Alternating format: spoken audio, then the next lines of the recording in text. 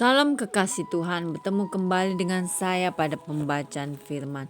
Semoga Bapak Ibu sehat selalu dalam lindungan Tuhan. Sebelum membaca firman, kita berdoa terlebih dahulu. Pujilah Tuhan, hai segala bangsa, megahkanlah Dia, hai segala suku bangsa.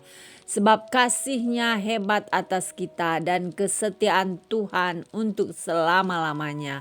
Haleluya. Urapi kami Allah Roh Kudus dengan seluruh pendengar yang mendengarkan firman. Terangi hati dan pikiran kami saat membaca firman ini. Kami mulai pembacaan firman hanya di dalam nama Tuhan Yesus yang maha mulia, maha ajaib. Haleluya. Amin. Lukas 13, dosa dan penderitaan. Pada waktu itu, datanglah kepada Yesus beberapa orang membawa kabar tentang orang-orang Galilea yang darahnya dicampurkan Pilatus dengan darah korban yang mereka persembahkan. Yesus menjawab mereka, "Sangkamu orang-orang Galilea ini lebih besar dosanya daripada dosa semua orang Galilea yang lain? Karena mereka mengalami nasib itu, tidak kataku kepadamu, tetapi jikalau kamu tidak bertobat, kamu semua akan binasa atas cara demikian. Atau sangkamu ke-18 orang yang mati ditimpa menara dekat Siloam, lebih besar kesalahannya daripada kesalahan semua orang lain yang diam di Yerusalem? Tidak kataku kepadamu, tetapi jikalau kamu tidak bertobat, kamu semua akan binasa atas cara demikian." Perumpamaan tentang pohon ara yang tidak berbuah. Lalu Yesus mengatakan perumpamaan ini, seorang mempunyai pohon ara yang tumbuh di kebun anggurnya, dan ia datang untuk mencari buah pada pohon itu. Tetapi ia tidak menemukannya. Lalu ia berkata kepada pengurus kebun anggur itu, "Sudah 3 tahun aku datang mencari buah pada pohon ara ini, dan aku tidak menemukannya. Tebanglah pohon ini, untuk apa ia hidup di tanah ini dengan percuma?" Jawab orang itu, "Tuan, biarkanlah dia tumbuh. Tahun ini lagi aku akan mencangkul tanah sekelilingnya dan memberi pupuk kepadanya. Mungkin tahun depan ia berbuah, jika tidak, tebanglah dia." Menyembuhkan orang sakit pada hari Sabat.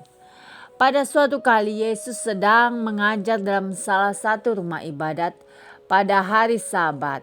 Di situ ada seorang perempuan yang telah 18 tahun dirasuk roh, sehingga ia sakit sampai bungkuk punggungnya dan tidak dapat berdiri lagi dengan tegak. Ketika Yesus melihat perempuan itu, ia memanggil dia dan berkata kepadanya, "Hai ibu, penyakitmu telah sembuh." Lalu ia meletakkan tangannya atas perempuan itu, dan seketika itu juga berdirilah perempuan itu dan memuliakan Allah. Tetapi kepala rumah ibadat gusar karena Yesus menyembuhkan orang pada hari Sabat. Lalu ia berkata kepada orang banyak, "Ada 6 hari untuk bekerja, karena itu datanglah pada salah satu hari itu untuk disembuhkan, dan jangan pada hari Sabat." Tetapi Tuhan menjawab dia katanya, "Hai orang-orang munafik, bukankah setiap orang di antaramu melepaskan lembunya atau keledainya pada hari Sabat dari kandangnya dan membawanya ke tempat minuman? Bukankah perempuan ini yang sudah 18 tahun diikat oleh iblis harus dilepaskan dari ikatannya itu, karena ia adalah keturunan Abraham?"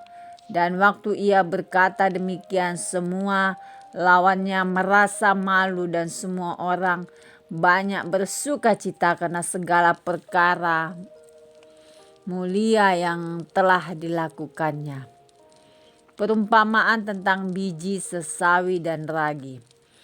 Maka kata Yesus, seumpama apakah hal kerajaan Allah, dan dengan apakah aku akan mengumpamakannya? Ia seumpama biji sesawi yang diambil dan ditaburkan orang di kebunnya. Biji itu tumbuh dan menjadi pohon, dan burung-burung di udara bersarang pada cabang-cabangnya. Dan ia berkata lagi, dengan apakah aku akan mengumpamakan kerajaan Allah? Ia seumpama ragi yang diambil seorang perempuan dan diadukan ke dalam tepung terigu 3 sukat sampai kamir seluruhnya. Siapa yang diselamatkan? Kemudian Yesus berjalan keliling dari kota ke kota dan dari desa ke desa sambil mengajar dan meneruskan perjalanannya ke Yerusalem. Dan ada seorang yang berkata kepadanya, Tuhan, sedikit sajakah orang yang diselamatkan? Jawab Yesus kepada orang-orang di situ, berjuanglah untuk masuk melalui pintu yang sesak itu, sebab aku berkata kepadamu, banyak orang akan berusaha untuk masuk tetapi tidak akan dapat. Jika tuan rumah telah bangkit dan telah menutup pintu, kamu akan berdiri di luar dan mengetok-ngetok pintu sambil berkata, Tuan, bukakanlah kami pintu. Dan ia akan menjawab dan berkata kepadamu, aku tidak tahu dari mana kamu datang. Maka kamu akan berkata, kami telah makan dan minum di hadapanmu, dan engkau telah mengajar di jalan-jalan kota kami. Tetapi ia berkata kepada kamu, aku tidak tahu dari mana kamu datang. Enyahlah dari hadapanku, hai kamu sekalian yang melakukan kejahatan. Di sanalah akan terdapat ratap dan keretak gigi, apabila kamu akan melihat Abraham dan Ishak dan Yakub dan semua nabi di dalam kerajaan Allah.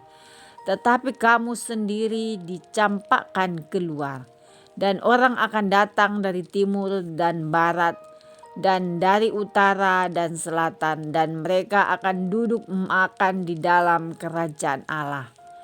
Dan sesungguhnya ada orang yang terakhir yang akan menjadi orang yang terdahulu, dan ada orang yang terdahulu yang akan menjadi orang yang terakhir. Yesus harus mati di Yerusalem. Keluhan terhadap Yerusalem.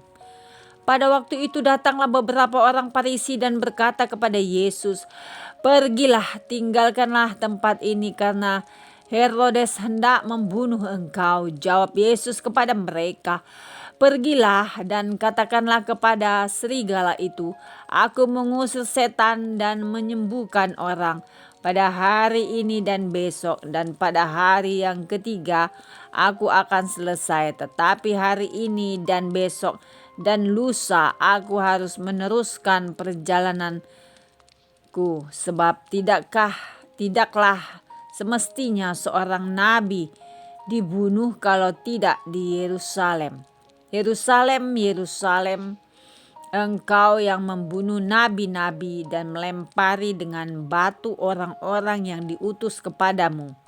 Berkali-kali aku rindu mengumpulkan anak-anakmu sama seperti induk ayam mengumpulkan anak-anaknya di bawah sayapnya. Tetapi kamu tidak mau. Sesungguhnya rumahmu ini akan ditinggalkan dan menjadi sunyi. Tetapi aku berkata kepadamu, kamu tidak akan melihat aku lagi hingga pada saat kamu berkata, diberkatilah dia yang datang dalam nama Tuhan. Amin. Terima kasih ya Bapak yang maha ajaib, maha dahsyat. Kami sudah memperdengarkan dan mendengarkan firman hari ini. Berkati para pendengar channel YouTube ini. Biar kuasa darah Yesus membungkus kami untuk terus maju, membaca, merenungkan, serta melakukan firman-Mu. Tuhan, yang lemah Engkau kuatkan, yang sakit Engkau sembuhkan, yang terikat Engkau lepaskan, yang putus pengharapan Engkau berikan pengharapan yang baru. Kau berikan rezeki yang baru, kesehatan yang baru, iman yang baru bagi para pendengar channel ini ya Bapa. Terima kasih Yesus, terima kasih ya Tuhan, Allah yang maha mulia, maha ajaib. Segala puji, hormat, syukur, kemuliaan, kejayaan milik-Mu ya Bapa sekarang sampai selama-lamanya. Immanuel, haleluya, amin.